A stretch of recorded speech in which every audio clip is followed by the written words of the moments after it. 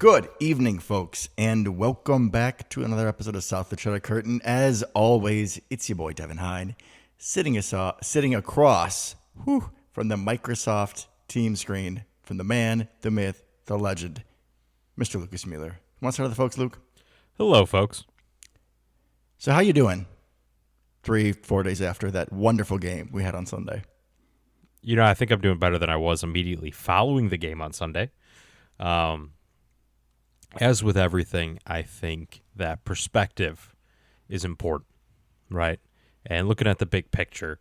And there's a lot of things to learn from this game, potentially, but there's also a lot of things we may be able to throw in the trash. And I think the next week and then the bye will kind of tell us where to sort some of those items we're about to talk about. Am I happy? Of course not, right? We lost to the previously 0-2 Cleveland Browns. You never want to say you lost to the Browns. Pretty much every year for our entire lives, you never want to say you lost to the Browns, right? No. One year maybe when they had Baker and they were doing things, but other than that, like they've been the lacking stock in the NFL consistently, even more so than the Lions. Like they are the definition of trash in the NFL when we've been fans. Didn't they win like 10 games one year with Derek Anderson? You're right, they did. Don't know how that happened. That year. Me neither. Probably a lot of Josh Cribbs. Probably. It's not. This year is not that year, right? This is not a good Browns team. Has a good defense, which we'll talk about. But, yeah, just we beat ourselves, right? And we seem to be good for one or two of these a year. So I'm hoping we got it out of the way early. Yeah, I mean, we didn't just shit the bed. We shit all over the floor. Like, that was awful. I cannot remember an offense that looked so inept. An offensive line showing that poor when we didn't have people like Alan Barbara or was it Alex Light out there? Alex Light. You know, it wasn't just a one guy that was a turnstile. It Jason was Spriggs. But like back in the day, like those guys that we talk about, it was one dude. Yeah. And it would still affect the game. Rodgers could still be sacked 2 or 3 times from one spot, but it was one spot. For this game, I mean, it was all 5 of them. I mean, I guess 7 because 7 of them played, right? Because Zach Tom went out early and so did Aaron Banks. Mm-hmm. But it was poor protection. It was no run blocking. It was holding penalties. It was all of it. Pre-snap. Everything. Yeah, everything.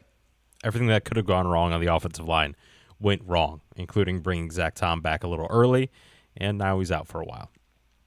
Was it the oblique that was bothering him before? Because I didn't recall exactly.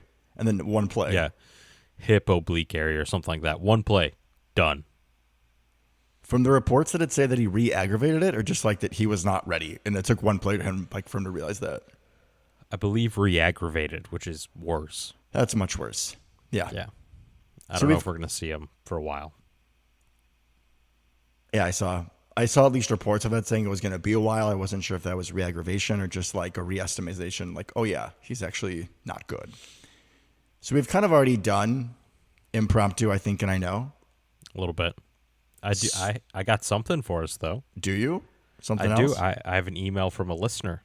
Ooh, juicy. So reminder, if you have any questions, thoughts, concerns, or comments, please reach out to southofthecheddarcurtain@gmail.com. Loyal listener here. Says, love listening to you guys. What is a pub? I think they mean PBU. So, Devin, would you like to explain what a PBU is? I'm not sure we ever actually spelled it out, but we definitely used the term about 1 million times last episode. What's funny, he said, what's a pub? And that's PUB, not PBU. But anyways, PBU. That's what I'm just telling you what the email said. True. Okay. PBU is it's a pass breakup. It's either a deflection or if the receiver gets the ball in their hands and you swat it away, that's a pass breakup. Not an interception, but you're still essentially ending the play. Good play for the defense, which is why we keep track of it. If you need a reminder or an explanation of what a PBU is, you can go on YouTube, and I'm sure there is a full compilation of all 5 of Keyshawn Nixon's PBUs against Washington. Thank you, Keyshawn. Thank you for the question. I'm sure there is. Okay, now you can continue. Oh, I mean, where do you want to go with this? Like, I feel like a lot of Packer Nation is burning. I don't think either of us are really there with them. Sorry for the voice cracks. I had a very intense gym workout, and I was feeling it, so my bad. Got to get hype, bro. Got to get hype, right? Packers lose. That means like Jim has to be twice as efficient. Anyways, a lot of Packer Nation's burning. You know, I certainly felt dejected leaving your house on Sunday after we watched the game. Our streak of us winning every game we watched together is now over. I don't think we really realized that. No. Yeah, it's very sad. Very, very sad. Very sad. Still have to do it in the future, but yeah, that little streak is no more. We can restart it. I like where your head's at. I really like where your head's at. I'm going to do it because everybody else is doing it. Let's go with another 2010 comparison, right? Why not? It's the season for it. Okay. We lost to the then Skins with Donovan McNabb. We lost to the Dolphins, and I'm pretty sure they were starting Dante Culpepper. Not good at that point. Not good at that point at all. I mean, we're going to have... We and any team is going to have games where they just shit the bed. Like you said, we've had one or two, it seems like every year with the floor, and especially these trap games. You know, I was thinking about it before the show last week, and I'm disappointed in myself I didn't say anything because this felt like a real trap game going in. I mean, with how good we played the first two games, right? I famously said in our show, I'm licking my lips thinking about Joe Flacco, which was not really what I meant to say at all. My bad. But it's Cleveland, who, yeah, they have nice running backs and names, but, you know, we heard early reports the defense was looking good.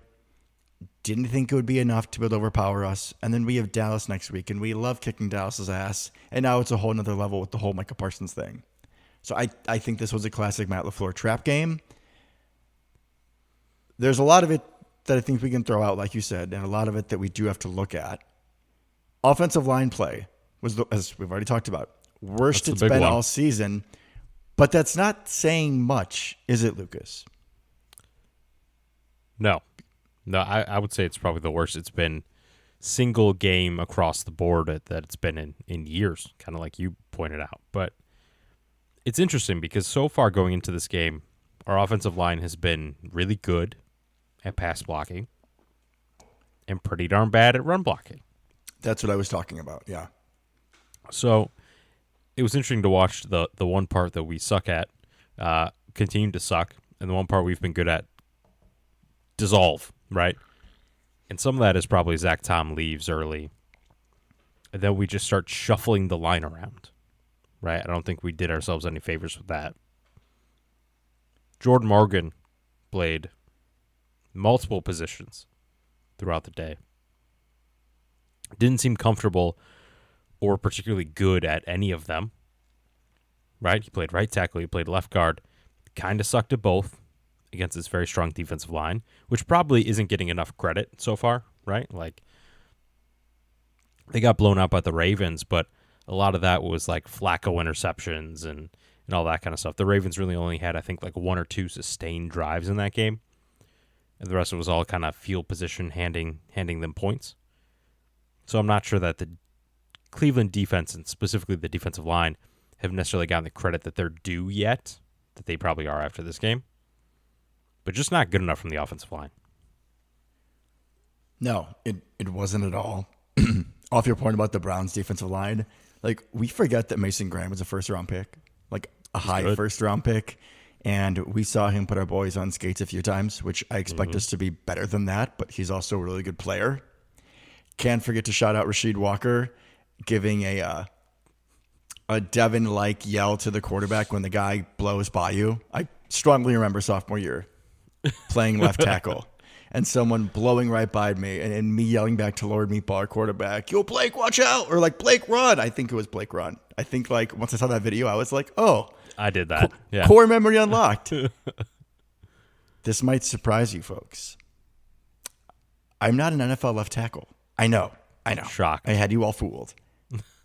That's pretty inexcusable and pretty embarrassing to have on tape.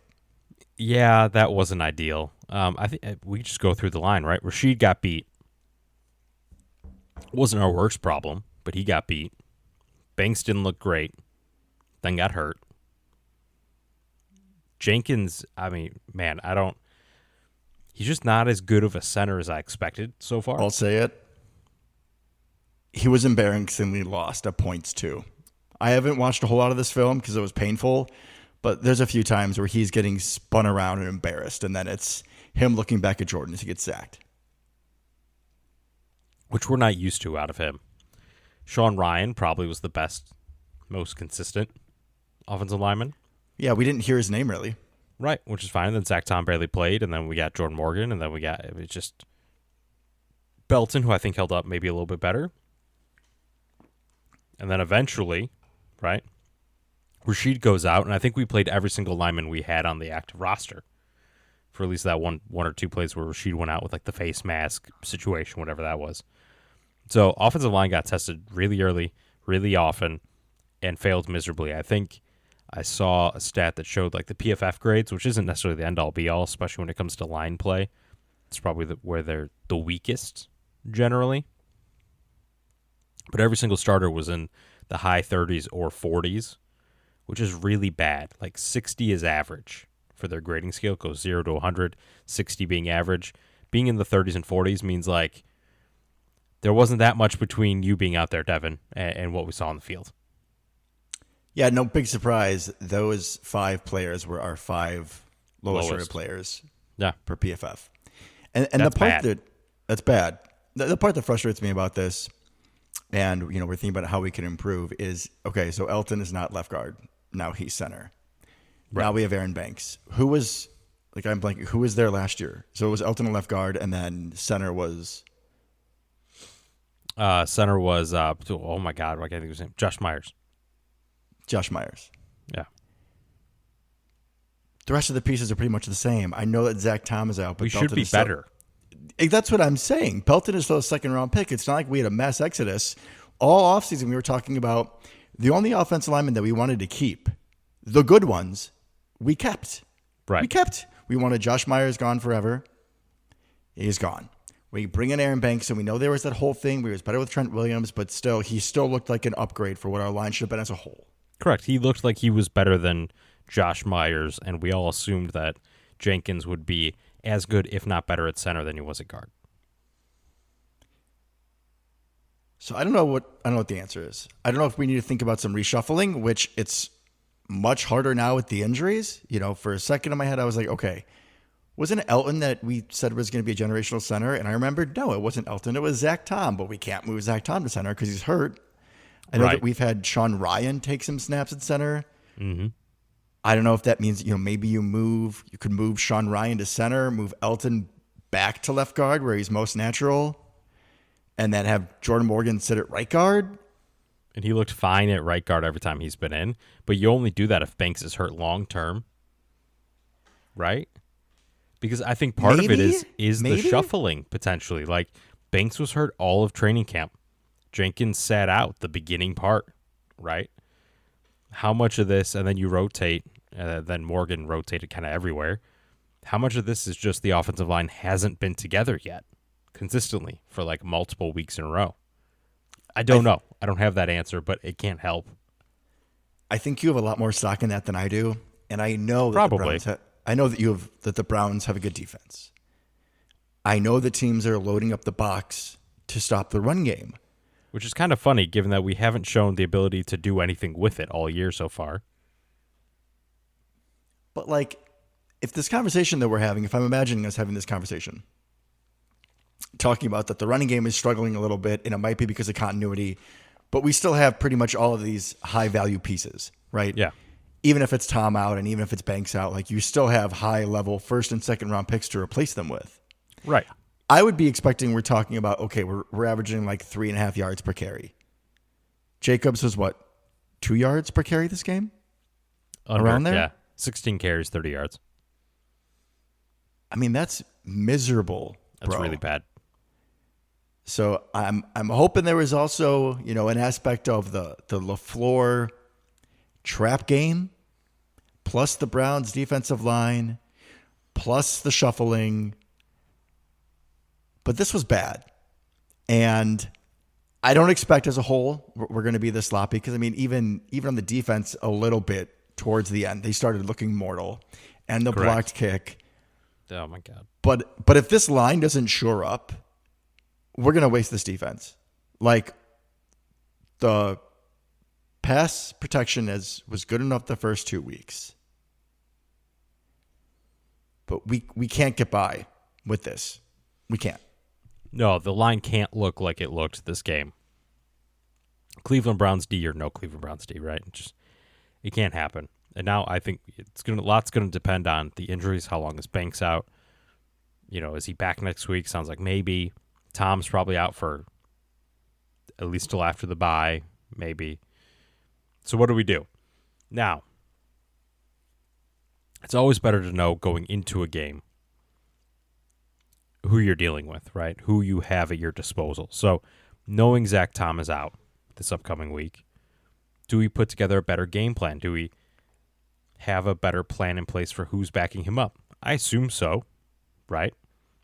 Is it Jordan Morgan? Is it Belton? Whoever it is, they're going to get the first team reps all week, right? So that should help some of that.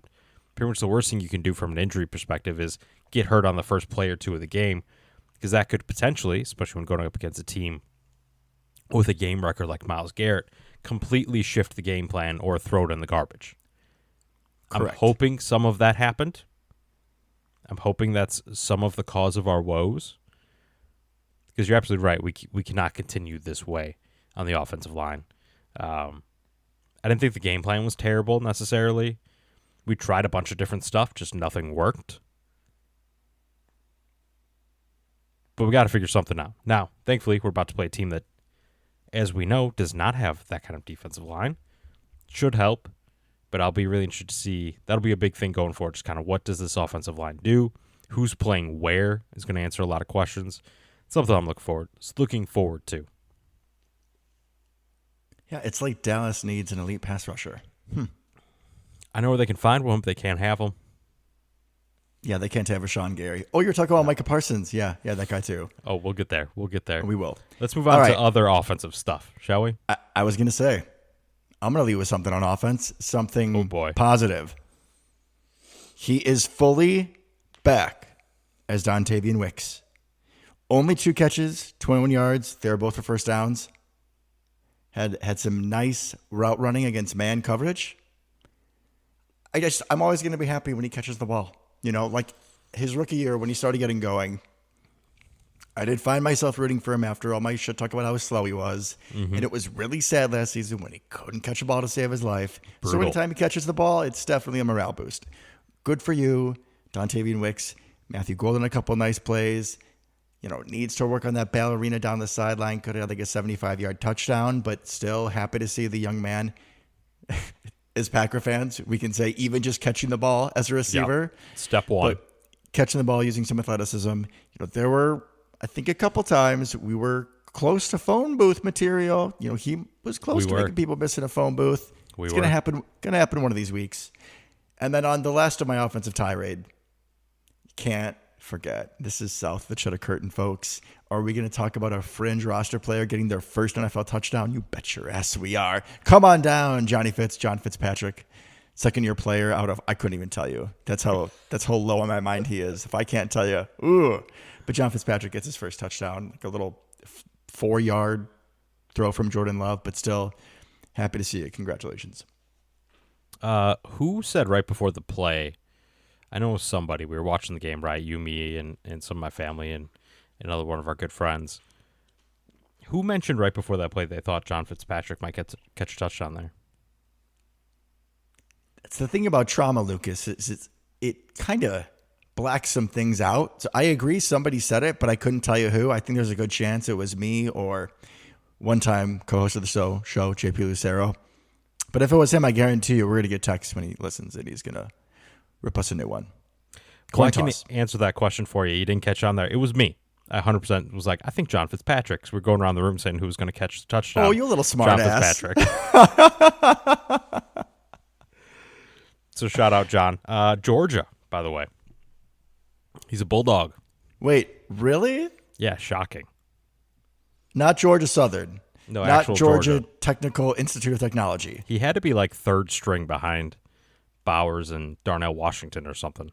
That's the power of Georgia. John Fitzpatrick probably had 3 career catches at Georgia. But since he went to Georgia, and it's good against, makes sense why he started getting more snaps last season. The truth will set you free.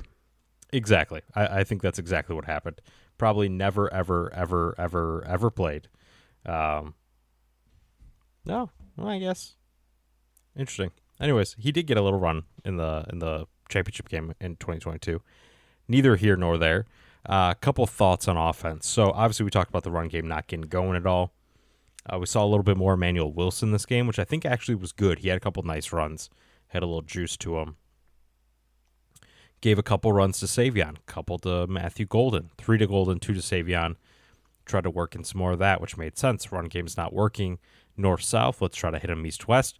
That didn't work either, but we tried, right? And Matthew Golden did almost make a couple guys miss on those, so I'll give him that.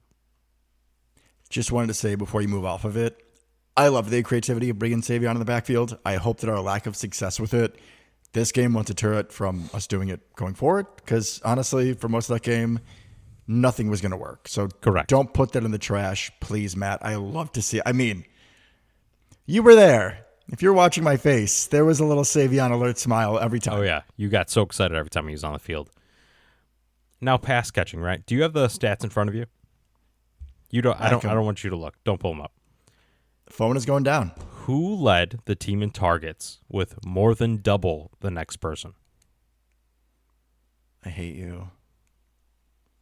This person had 9 targets. I don't actually. I love you. This person had 9 targets. Then after that, 3 people tied for 4. It wasn't Bo Melton, though, but he did get a snap on offense. He did get an offensive snap. Decoy, Shout but out. he was there. I mean, you got to respect Bo, bro. Obviously. Bo. All right, well, it wasn't Dontavian. No, he had 4. Tucker Kraft. He also had 4. Golden had 4. Josh Jacobs had 9. That's not great.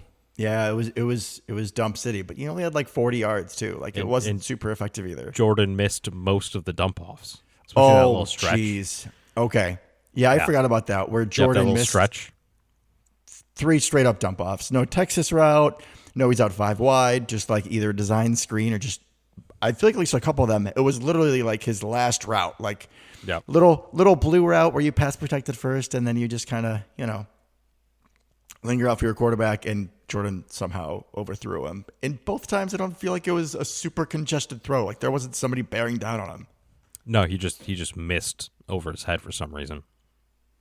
I do want to touch just for a second on that Matthew Golden play down the right sideline, where he just kind of veered out of bounds, looked like he couldn't keep his balance, take it to the house.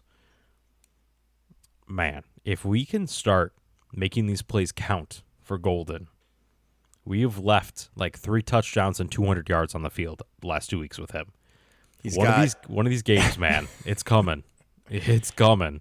2 straight games with should have been an 80+ yard touchdown for him. Correct. He's gonna be a problem. He's gonna be a problem. Once they figure that out, it's gonna be a problem. And then last but not least, how'd you think Jordan looked?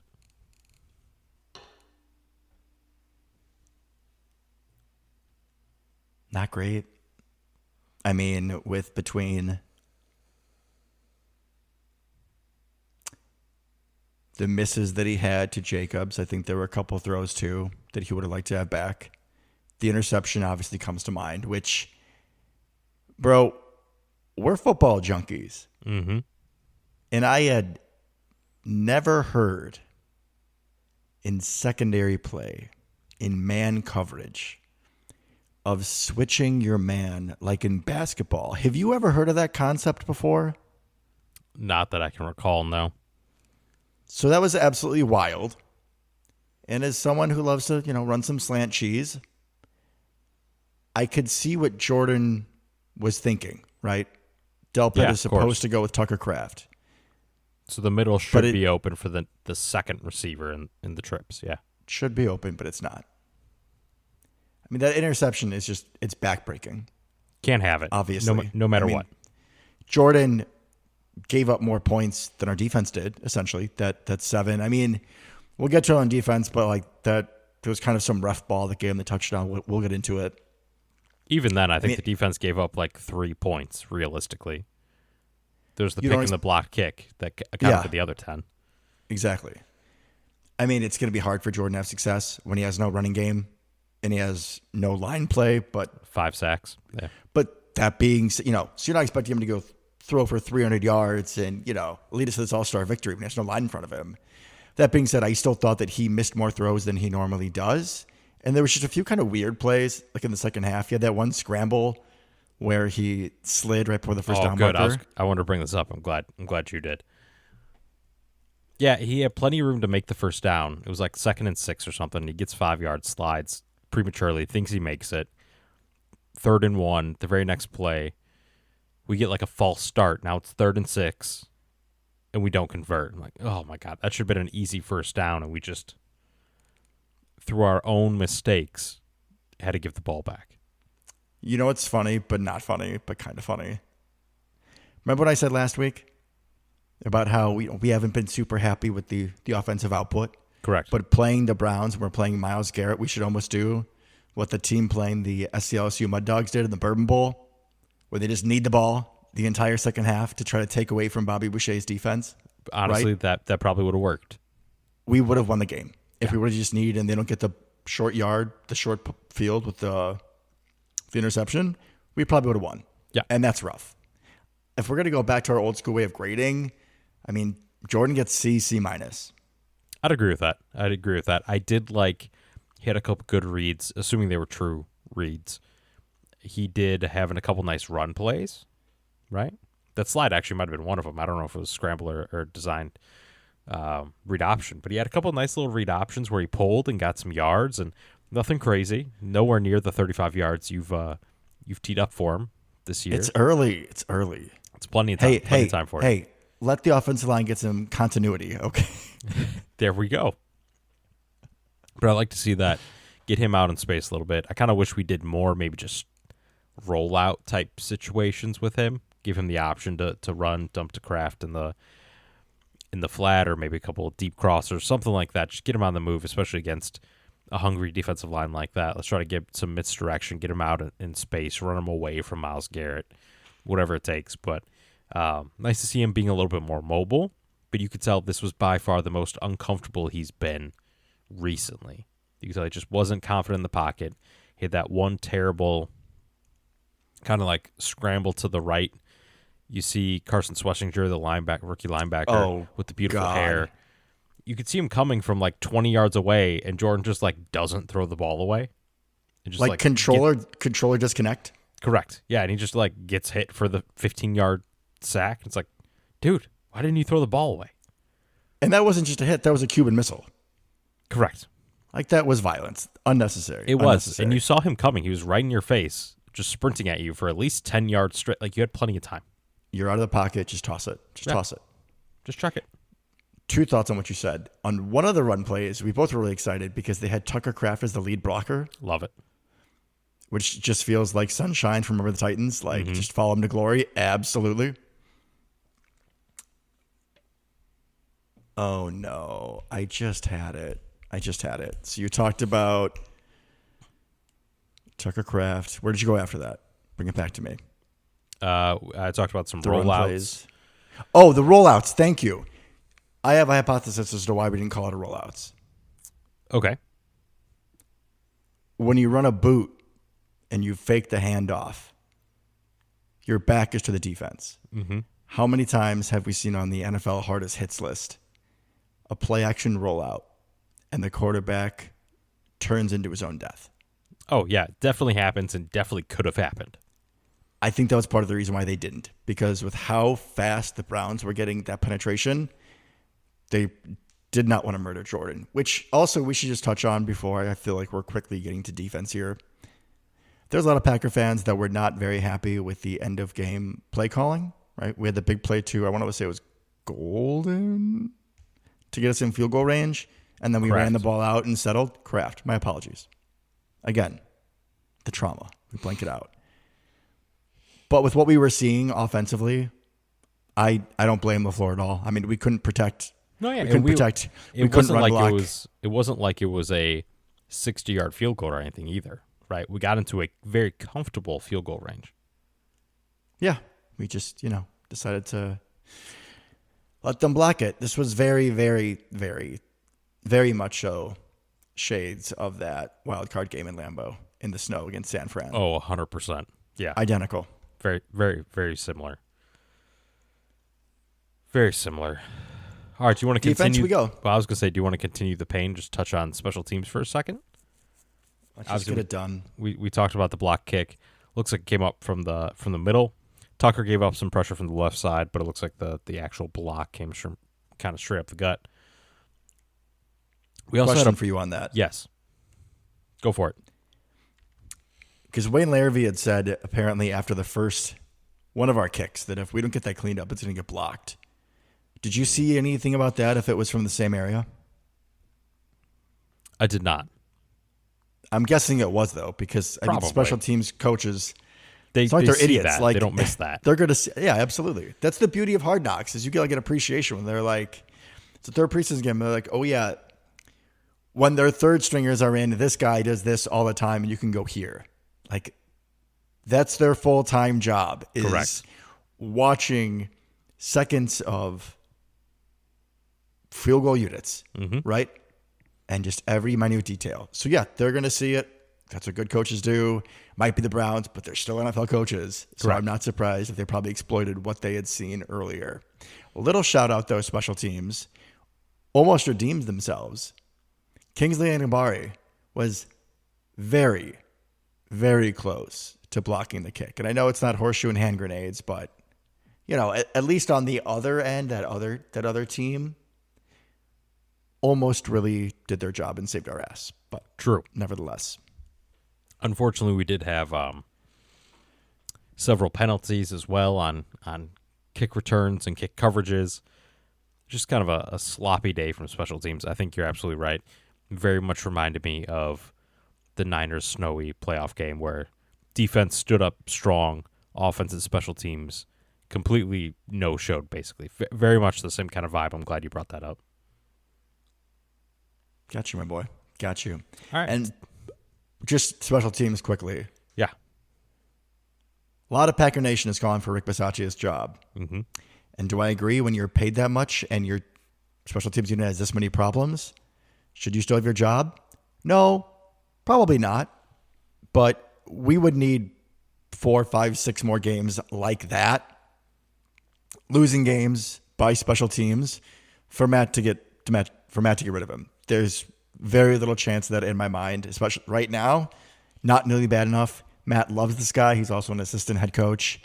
Unfortunately, he's not going anywhere. Let's just hope the boys figure their shit out. Completely agree. Let's talk about the one thing that looked decent. Rashawn Gary, currently leading the NFL in sacks. The NFL added with 2 more. 4.5. Woo! When was the last time we could say that, bro? Clay Matthews? Yeah. Clay probably led for at least a while during a couple of those peak seasons. Rashawn looked great. I think Micah had 1 sack. Nope. No? He had a bunch of pressures, though. But again, he's still flushing. Oh, and he's letting the other boys. helping create a bunch of the Rashawn Gary stuff, because now Rashawn's one-on-one a bunch, and we're kind of reaping the rewards of that. Xavier McKinney had a nice interception. Probably should have batted it down, but yeah. I was still happy with it. Nate Hobbs had a really nice tackle for loss. Mm-hmm. Isaiah McDuffie had a nice tackle for loss. Both those boys defending the edges, right? Yep. Like a little Bullard, slot bubble screen play. Bullard too. Blew up a screen, which was beautiful to see. He's really good at that before he got hurt. Yeah, do we know any update on him? Concussion. So I don't remember having one last year, so hopefully he didn't have too many yet. Hopefully. Wait, I doubt we see him this game, but we'll see. Georgia. Yeah. Georgia. Okay. I mean, it's Goody. Duh. When in doubt on defense, Georgia. Correct. Or tight ends, apparently. Yeah. When in doubt, probably Georgia. So they both had good games. They all had good games. Overall, it was a lot of the tackle swarming that we're used to. I think there were a couple plays where we looked more like a realistic NFL defense towards the end, where teams were able to catch the ball and get a first down. Yeah, we Boys had a couple. Were also tired. We had a couple missed tackles on that one play. I forgot who caught the ball, but Quay and a couple others missed tackles. Quinshon Judkins on the other side had a nice day. He had he basically single-handedly had the same rush yards as the first 2 weeks combined that we gave up. Had like 94 yards, something like that. But he's a very talented running back. And He like did get going late. But the Like, the it boys wasn't were tired early. at some point. Yeah. Well, when your offense is doing diddly poo, I mean, we were talking about watching the game, how quickly the time was going. Yeah, the game was flying. We did them no favors. I mean, our offense wasn't our level of effectiveness the first 2 games, but they were at least moving the ball, putting up more than 10 points. So, of course, the defense will have more time to rest. And again, they're human. Like, the defense still looks great, but it looked human at points. And we can be great in human. What we saw the first 2 weeks was not human. Like, We lead the league in points allowed with 44. when was the last time we could say that? Probably never in our lifetime. Not in realistically. our lifetime. Absolutely not. Maybe those Super Bowl teams that are right, 96, 97, but not in our rememberable lifetime. That's for sure. So yeah, we've only given up 44 points through 3 weeks, right? 17, 18, and 13. Like, if you told me going into the season, this is kind of the theme for the entire episode, but if you had told me going into the season that we give up those 3-point totals, I'm like, oh, we're 3-0, right? We lost the one I didn't think we would. But also, if you told me at the beginning of the season, here are the first 3 games, you're going to come out of that 2-1, I'd be pretty happy. Yeah, and this is also the least important of the 3. Let's be honest. It's an AFC opponent, right? Correct. Could this, be kind of one of those Super Bowl games? Good. Yeah. And instead, the first 2 games are measuring sticks against, 2 of the best teams in NFC from last year. But it's going to be about how we respond. It's going to be about what we figure out in the offensive line. No worries on defense. I know JP said the same thing watching the game, bro. I love the offense. I love Tucker Kraft.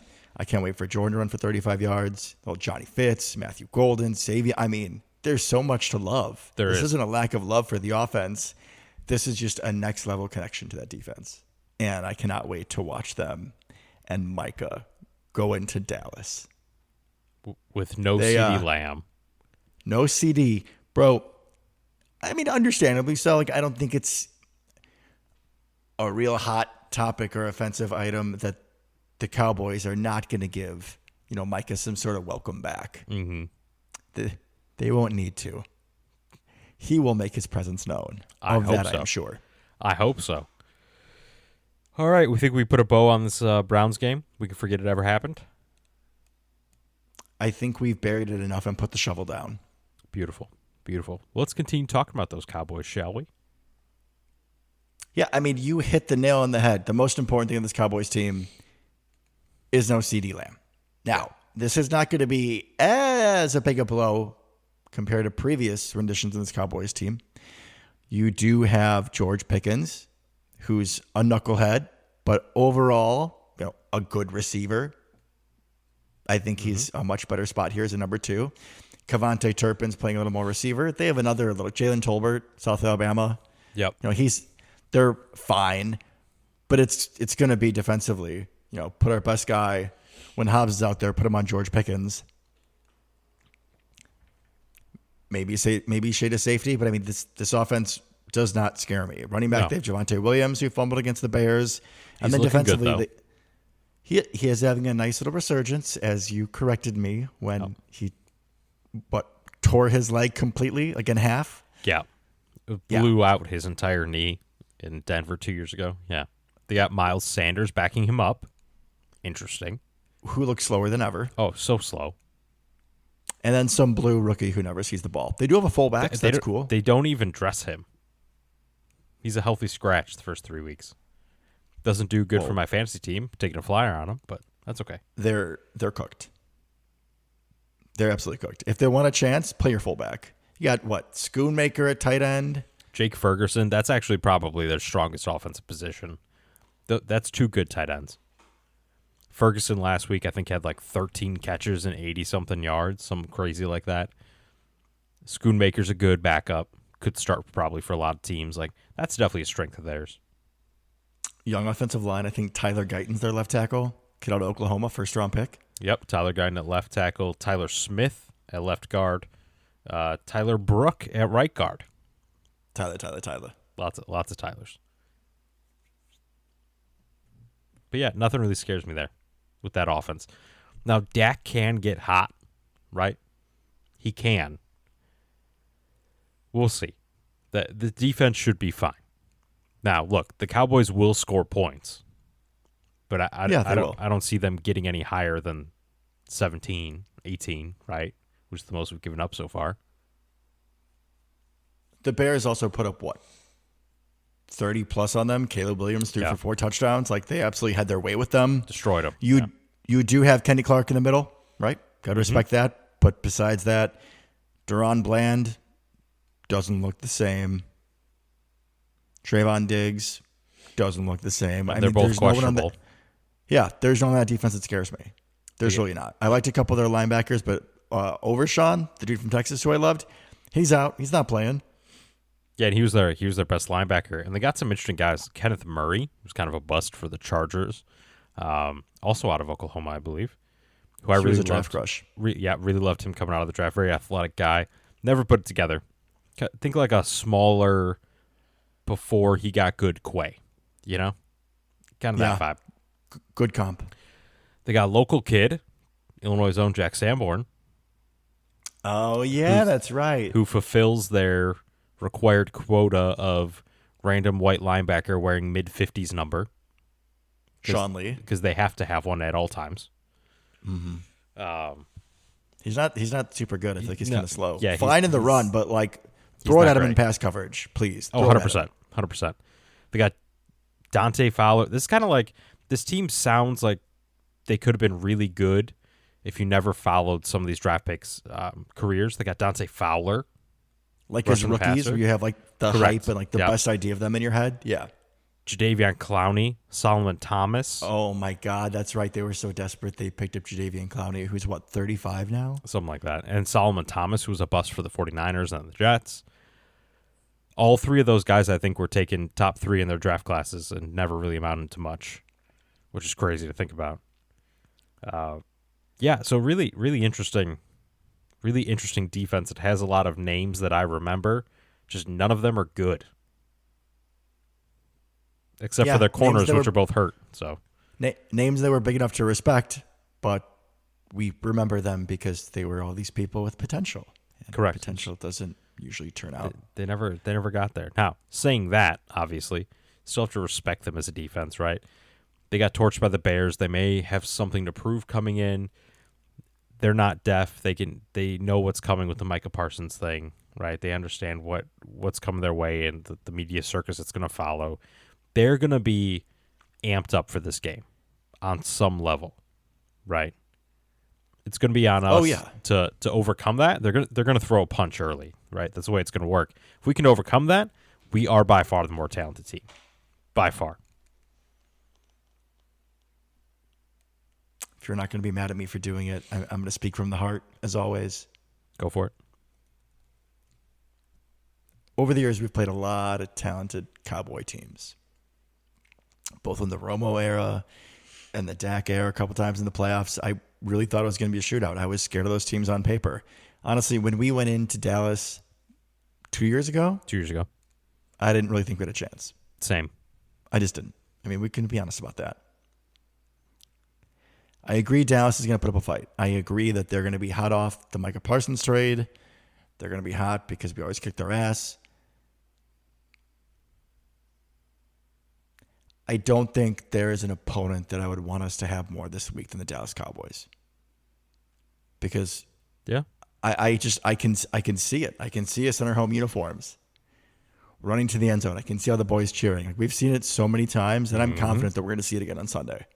And I'm glad it's in Dallas as well. Because that's usually where we do work. I mean, we beat them in Lambeau too, but in their house is where we spank them and punish them. Oh, 100%. We have more wins in that stadium, postseason wins in that stadium than they do, right? That's a real statistic and also hilarious, right? So I did want to bring up one more thing. Actually, the strength of their team is by far their special teams, right? Turpin's a great returner. They got Brian Anger at punter, solid. Then they have the world's greatest kicker. On my fantasy team, what? Which is unfortunate. Brandon Aubrey, who just if they're within 65 yards, they're in range. The dude is nuts. He's automatic. automatic, which I am so happy that we had him to replace Justin Tucker as like the best kicker in our heads. Like, thank you. I agree completely. Let's do predictions. Let's do it. You're going first. Because I've seen Savion in the backfield. Ooh. 45-21 Pack. 45-21. Okay, and a lot of that garbage, I presume, at the end. Okay. I mean, I'll agree with you. I think, Dallas could go up 7-0 or it could be 7-7. Like, I expect they're going to fight, but yeah. George Pickens can get really hot. He can really kind of take over a game as well. So you may have some Dak to Pickens stuff early. I could see going if the pass rush doesn't get home right away. Okay, interesting. What about your little one-offs? Oof. And I meant to re-listen to the last episode to give our last ones. I know I picked a Bullard pick 6, which did not happen. No. Did not happen. Okay. All right, here we go. Well, okay, you think Bullard's going to play, right? You probably do. I really don't know, honestly. All right, here's an if and but, whatever. Okay. If Bullard does not play, Bo Melton gets 5 snaps on defense. Oh, okay. I like that. I like that a lot.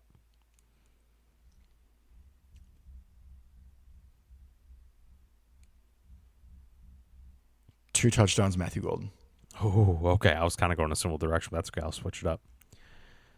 So you said 45-21, right? Yeah. Okay. I'm going to go 34. 34-20. Yeah, we'll go 34-20. I think this would not have been a hot prediction or a tough one last year. But I think I'm going to go Josh Jacobs, 100 yards rushing. I think that'd be amazing. The boys up front have a get-right game, and we just plow downhill most of it. Then on defense, I'm going to go... I'm going to go Keyshawn sack. I like it. I think we do a little corner blitz. I've seen it a couple times in the first couple games. We've run a couple. I think if someone's going to get home, it's probably Keyshawn. Yeah, and he runs angry. He does. Keyshawn runs angry. He does. I'm going to be a buzzkill and say that we have to just go back to like a quick thing from the Browns game that we failed to mention. Unfortunate. So not only was 14 penalties, but like a lot of it was ref ball bullshit. Like when the Browns got the ball after the interception. I'm sorry, folks. I'm going to be honest. This is the show. If you don't like it, unsubscribe. Just kidding. We need you. Anyways. It's a roller coaster right there. We always keep it exciting here. That's what TCC. The Browns had the ball on like the 12-yard line, and they tried to hit, I don't know, one of their trash receivers in the corner of the end zone. Evan Williams is called on a PI. It was like Jerry Jeudy. Pretty sure it was Jerry Jeudy. They're both spinning around. There's no way it's PI. Get the ball on the one. There were a few other very questionable calls in this game. Now, granted, we did have a pass interference on Romeo Doubs for 20 yards, which helped on a key drive. Mm-hmm. But there was some bad calls in this game, which also needs to be, a part of the recipe of how this game looks so bad. Completely fair. What about the rest of the division? What do we see from them? Unfortunately, they all look good. Yeah, I mean, the Bears kind of looked a little Lionsy with Ben Johnson. They got creative. They did really a little flea flicker. They did. And then, I'm not going to lie, Caleb threw the crap out of that ball. Mm-hmm. That was quite the throw to my draft crush, Luther Burden. So that was very unfortunate to see. But yeah, they finally came alive. Offense came alive. Bears defense forcing a couple of Dak interceptions. One to Tremaine Edmonds.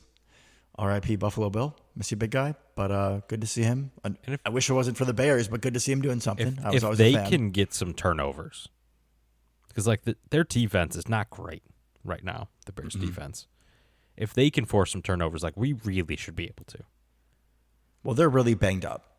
The defense isn't amazing to begin with, and they're banged up. They're missing Jalen Johnson and Kyler Gordon and all that. Yeah, T.J. Edwards. Now, the Bears don't put up that many points on Dallas, but their running game was not very still effective. didn't do I think anything. they had, like, They 50 don't have yards. running game. They haven't all year.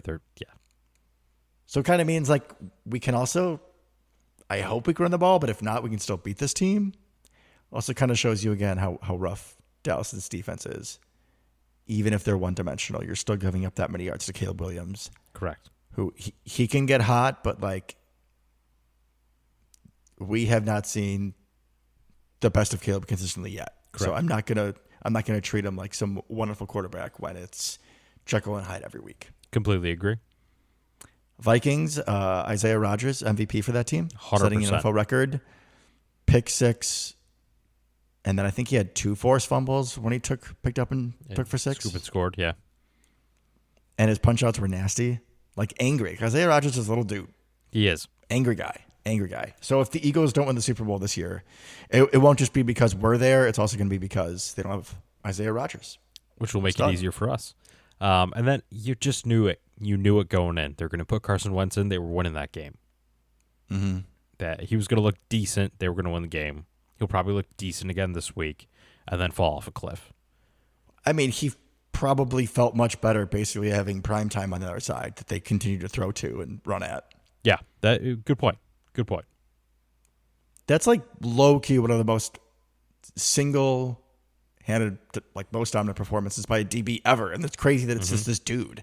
Like a rotational CB3, CB4. Like he's a fine player. Right. But he's not. You wouldn't call him a top of the league starter, right? Absolutely not. Not top 20, not top 30. No, not even close. Yeah, I'm with you. Good for them. I'm with you. Lions looked more back like last year's Lions against Baltimore. They were aided by another untimely, uncharacteristic Derrick Henry fumble. Well, at this point, it's characteristic. Okay, it's been it's 3 games. So like he's kind of lost season, 2 of but them. like For for his career as a whole, I'm talking about his body of work here, Lucas. So yes, I guess for this season, it's what to expect. But yeah, Lions looking good again, which we don't love to see. We'll get another shot at them. Trying to think of anything else. You NFC. don't like being the one when the division goes 3-1. Don't love that for us. Yeah, I refuse to watch any halftime shows the rest of the day. Correct. Same. I think I was watching something on HBO and then have my phone in the game, and I would just kind of look back and forth. Especially too with the Bears then winning, Yeah, that was just trash. I'm not watching any pregame, postgame, halftime, nothing. And the Bills played Thursday, so I was like, okay. Yeah, what was left for us to pay attention to at that point? Nothing. Were there any other weird things that happened this week? Bo Nix is now officially Boverthrow. Oh, good call. That's a Brandon Perna original, but yeah, he I don't know, he's as many yards as we've missed Golden by. Bo Nix does that like 2 or 3 times a game, where he just has somebody for a 50-yard touchdown and then Sails throws it 5 yards past him. Yeah. I don't know. Anything else coming to mind? Not really. No. It's going to be a good game, I think. I'm hopefully not going to be at work, so cross your fingers for me. People in the Lake and Cook County area, if you could do me a favor and stay home on Sunday. That'd be great. Just don't do anything dumb. Don't do anything dumb, but also do whatever you can to not have your appendix burst. I would really appreciate it. That'd be great. All right, my friends. Well, until next time. Go Pack Go. Go Pack Go.